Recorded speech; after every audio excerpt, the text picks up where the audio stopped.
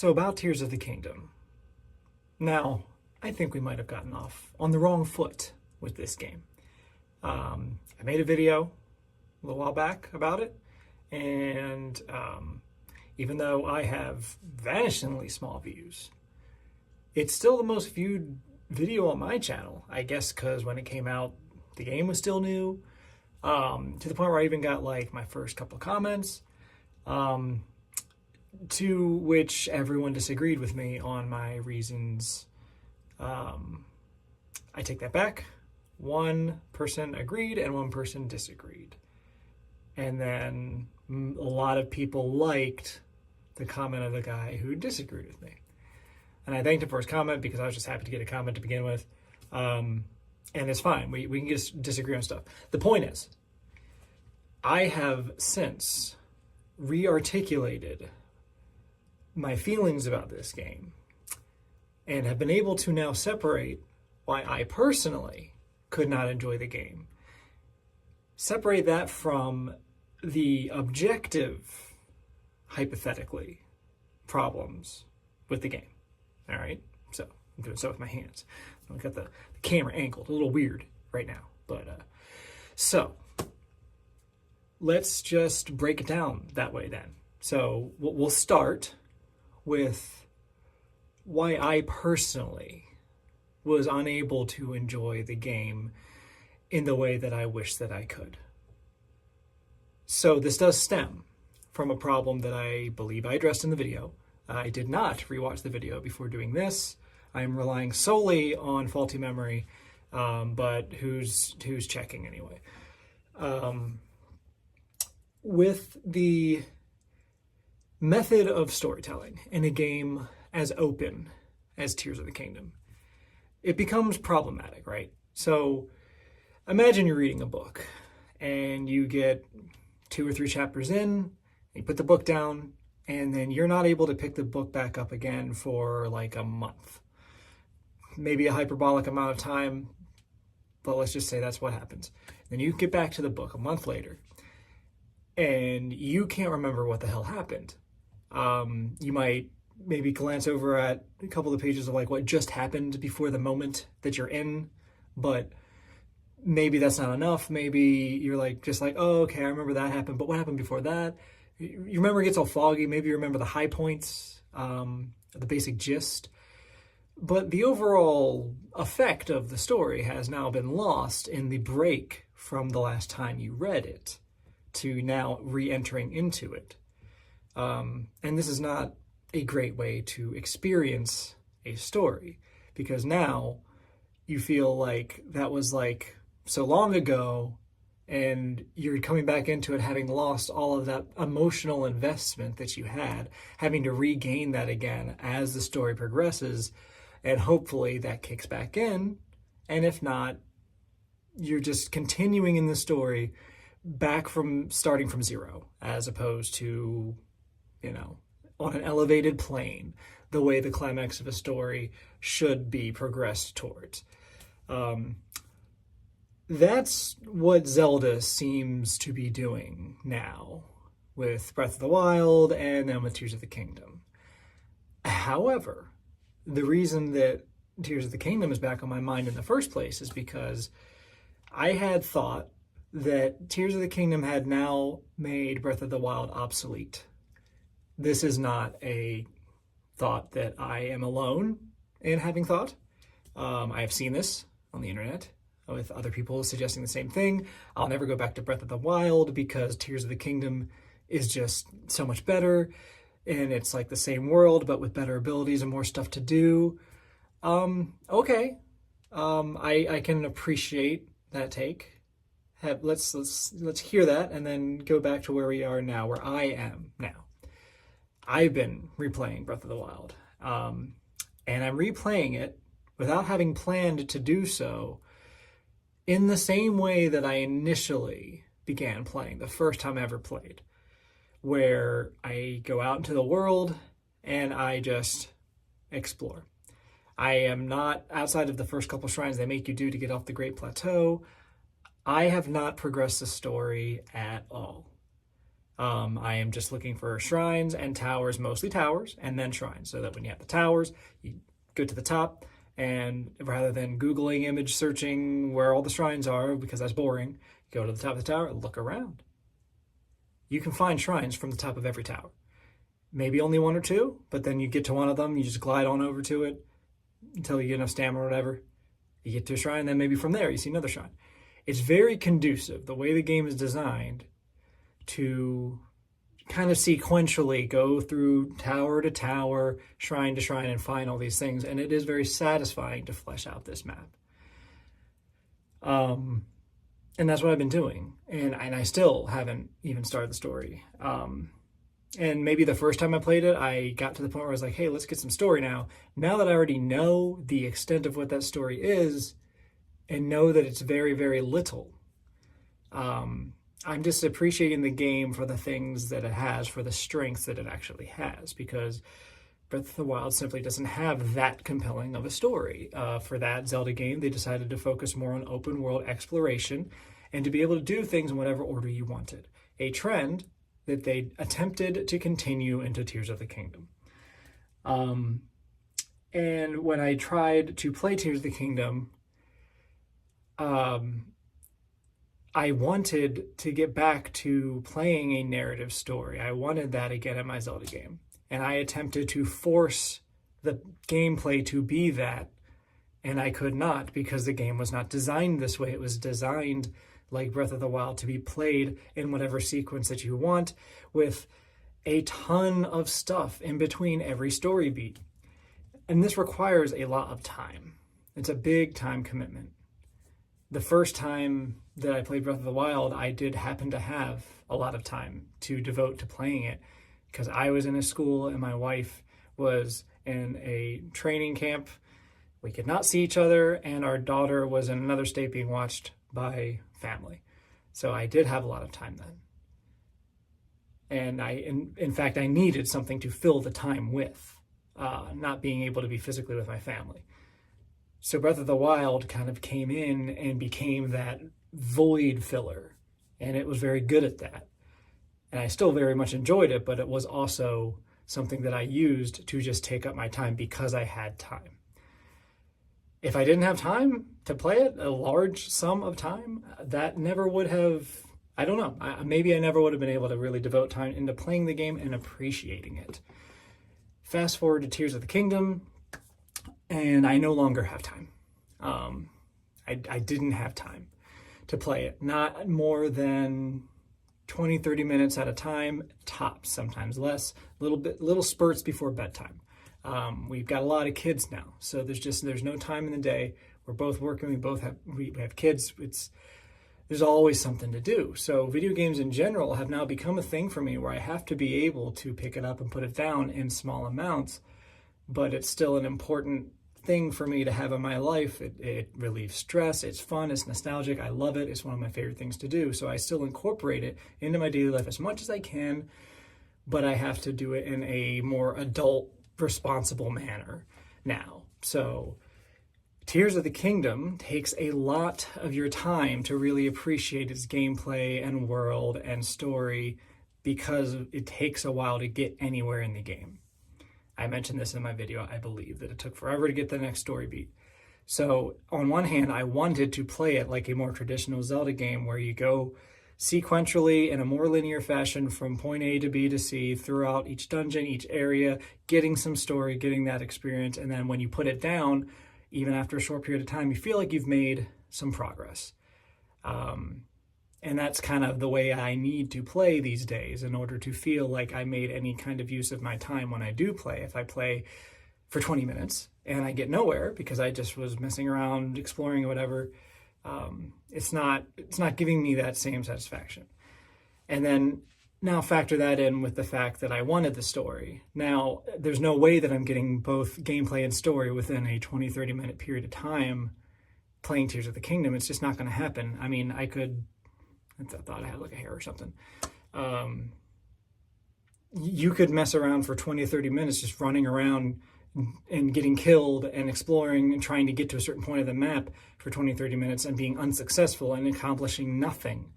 I mean, you could have done that in Breath of the Wild even. And then, oh, well, my time's up. I got to go to bed now.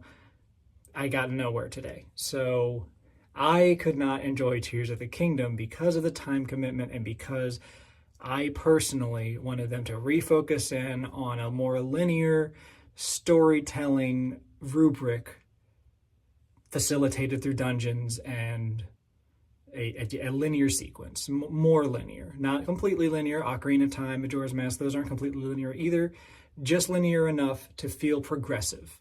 Every time you do something, it's at least clear what the next thing to do is to continue the story. You can go on side quests, but you don't have to. You can say that for towards the end game if you want, but it's just, it more structure, right? So, like, I get it, right? Like, I get you like Tears of the Kingdom for the reasons that you like it. From the outside looking into those opinions that are not mine, it seems to me that people mostly like Tears of the Kingdom for the strengths that it does indeed have. You have a lot of freedom. Just like in Breath of the Wild, you're free to do whatever you want, whenever you want. And in this case, there's even more to do than there was in Breath of the Wild. So while when Breath of the Wild came out, there was a lot to do compared to other Zelda games, and a lot of freedom compared to other Zelda games, Tears of the Kingdom took that further with that. They fleshed out the world a little bit more. They gave you a little bit more to do, which is good because it's the same damn map, basically, which I still hate that. I still hate that they just gave us the exact same location map and everything. And it just seems like it wouldn't have been that hard for all of the years that they had to make this game, that they couldn't give us a fresh setting, but whatever. The strengths that it has is in the exploration and in the new added feature of building shit. All right. Now, on another personal level, all right, I get it. I get that you like to build. I know I've played Minecraft, all right? I know that building is fun and it can be fun to open that part of your brain and build things however you want to do it. And it is a pretty cool idea to be able to solve the puzzles in Tears of the Kingdom in whatever creative way that you can. I can see how that's fun, sure. But for me, that's not what I want to spend all my time doing in a Zelda game, typically speaking. There are other games that do that where all you really do is just be in the world and create stuff. Like, again, Minecraft is that sort of game where, yes, there are things you can do RPG style in the game, but you never have to do that. You can just spend your time in the world doing whatever you want. And now you can do that in Zelda. But the problem for a legacy Zelda fan like myself, or anyone who has a history with Zelda as a franchise, is that it is very difficult to turn off the part of your brain that tells you what to expect in a Zelda game. With Breath of the Wild, I feel like it was easier to accept it as a single experience, and it was still noted by myself and others that the story was a little lacking, but it made up for it in everything else that it gave you in exploration and freedom and all that stuff. And it was the only one doing that. So it was a new thing, a new experience, which Zelda is known to do, to give you a new experience every time you play a Zelda game, more or less, at least in the main series. So it was fine. It's fine. But then Tears of the Kingdom did the same thing, but on steroids. And they added new mechanics and more stuff to do in the same basic world idea and the basic same map. Yes, they added depths and the sky. I get it. They added some things, but in the grand scheme of the map, that doesn't amount to that much added content that feels like a lot of the areas in the sky, a lot of the depths, like, let's be real here, a lot of it is copy paste. So in reality, you're still mostly in the same map with some variations to that map, but it doesn't feel new.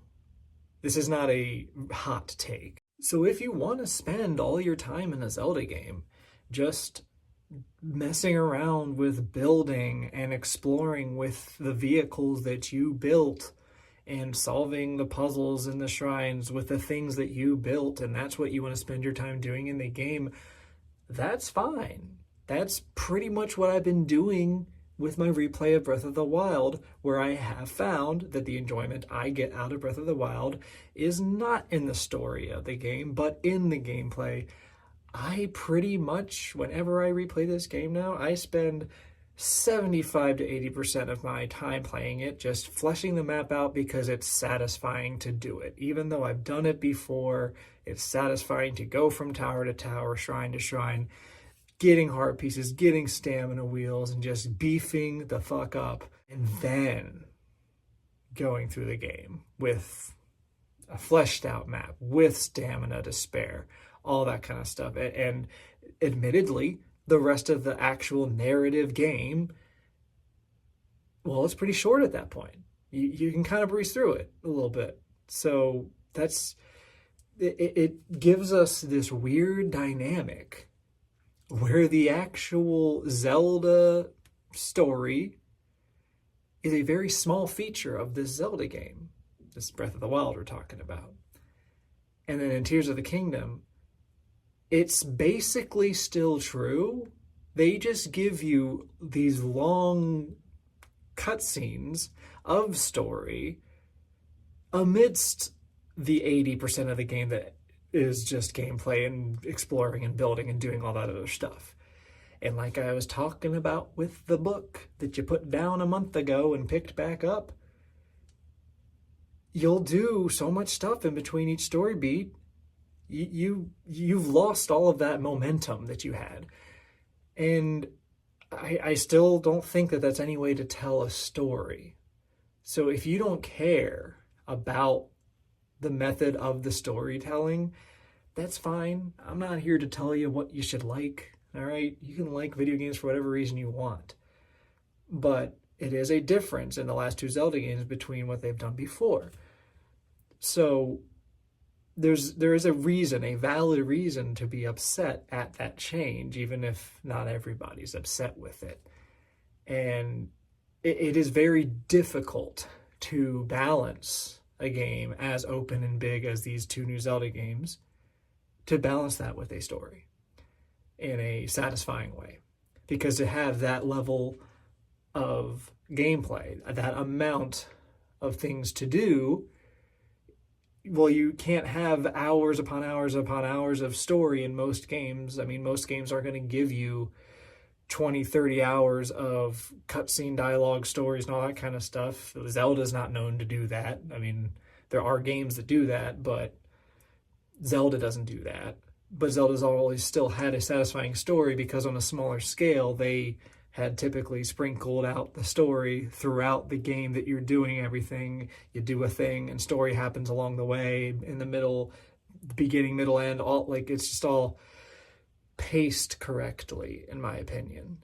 So what I've been trying to do for myself is remind myself that there isn't a right way to like a video game.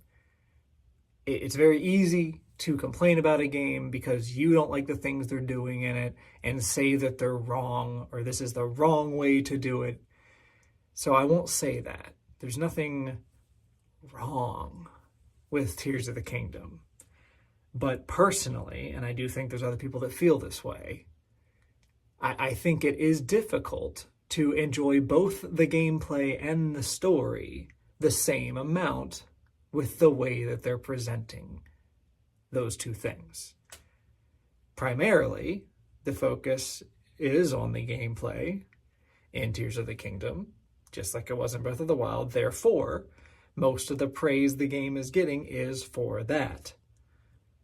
Now, I have been on record to say that I do think the story in Tears of the Kingdom is very good.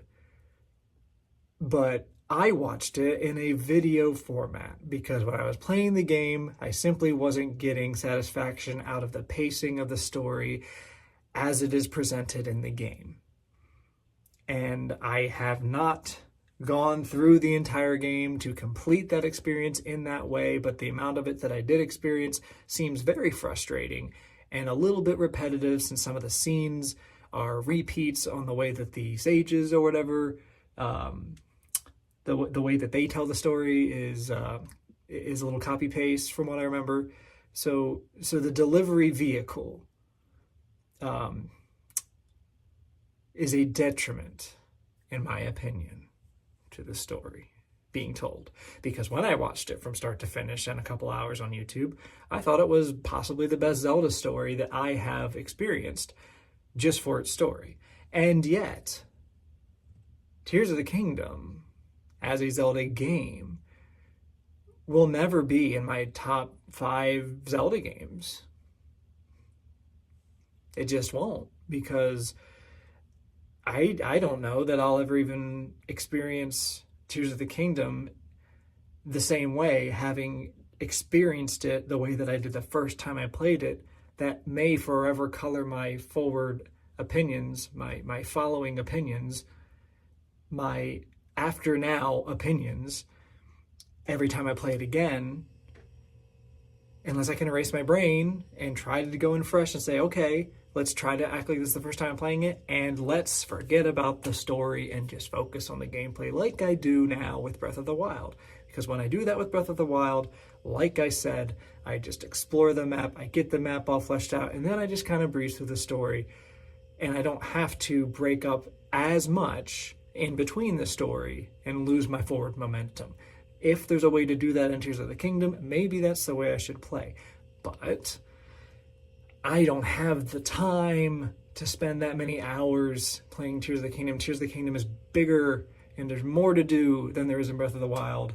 So I just don't know if I'll ever experience that. Maybe a couple of years from now, when I cleanse my brain palette and I forget about all of this and I can go in with a fresh experience, perhaps I can learn to appreciate Tears of the Kingdom more. But as it is now, the fact that it exists, it just exists in this weird shadow space where either Breath of the Wild or Tears of the Kingdom are shadowing over the other one, depending on how you feel. And I do think that most people would say Tears of the Kingdom is the shadow cast over Breath of the Wild because of all the added features that a lot of people do indeed like.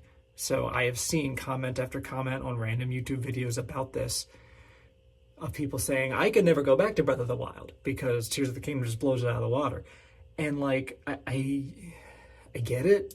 And I don't know why I'm having just a fine time playing Breath of the Wild. And I think it is just because I experienced it originally when it was the only one like that. And it is already nostalgic at this point because it's already 7 years old. Yes. So, I don't know. Maybe my brain's broken, but I'm just trying to make sense of all this because I still feel like a crazy person a little bit. I'm not going to be as hyperbolic as I was before. I know the video name that I made on my last video for the not the Breath of the Wild, the Tears of the Kingdom video. I said that it was a wet fart, and I didn't really mean that. That was just hyperbole. All right? Because, you know, clickbaity titles are more fun. It's not that bad. It's just not, it's not all good.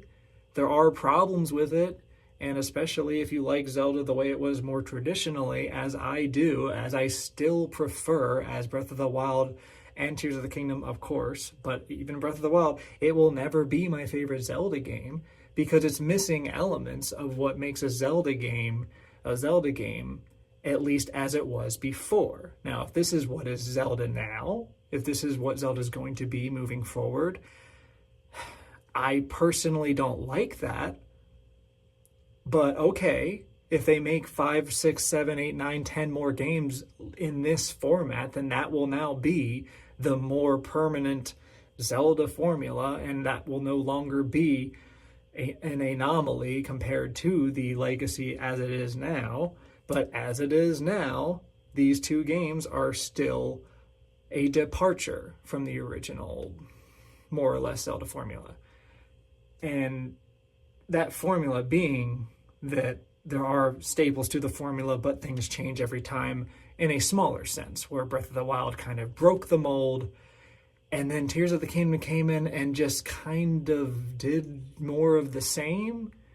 So Breath of the Wild, I think, is still more groundbreaking? No, I won't even say I think. Breath of the Wild is still infinitely more groundbreaking than Tears of the Kingdom is, or ever will be. Because Tears of the Kingdom is taking well over 50% of its formula from Breath of the Wild, which was the original one that broke so many standards of the Zelda game as we knew it. So, you know what? I'm going to say it. As it is now, I think Breath of the Wild is superior. Not necessarily the better, objectively better video game as a video game, but as a legacy, Breath of the Wild is the one that started this, that created a new thing, and Tears of the Kingdom, I think years from now, will have less of an identity. And I think I may have said that I wasn't sure which one of the two games was going to hold the legacy of changing the Zelda formula years to come. But I hope that it remains Breath of the Wild being the one that's recognized as the groundbreaking changer. Changer being for itself and maybe Tears of the Kingdom, because of course I do not want the games to continue to be the exact same. And at the very least, can we please not be in the same location next time? Because I might scream. Like, they reused so many assets in Majora's Mask from Ocarina of Time, and yet that game feels wildly different than Ocarina of Time, even though there are the characters, the models, they're the same. They just give them different names, different personalities, different locations, and a new map. And again, let me say this again, a new map. That was the thing they basically changed in its entirety. So it's actually more important to change the environment that the characters are in than to change the characters to make you feel like you're getting a fresh experience. Majora's Mask proved that. What I'm trying to say is that Breath of the Wild, I think I will always prefer it to Tears of the Kingdom as a whole package. I don't know. I guess we'll see if I can ever get through Tears of the Kingdom in its entirety, if I ever have the time and I can really judge it a little bit more objectively. Tears of the Kingdom has a better story, but to me, the story is separate from the game. Like, there's like no overlap for me in a practical sense because I can't enjoy them in tandem. I can only enjoy the gameplay and the story separately because they don't they don't play nice together formatically. It's just a little bit of a mess. I would rather them come out with a Zelda game next time around that was bad but was completely different than a game that's just as good as Tears of the Kingdom and the same map again and the same characters again and the same mechanics again.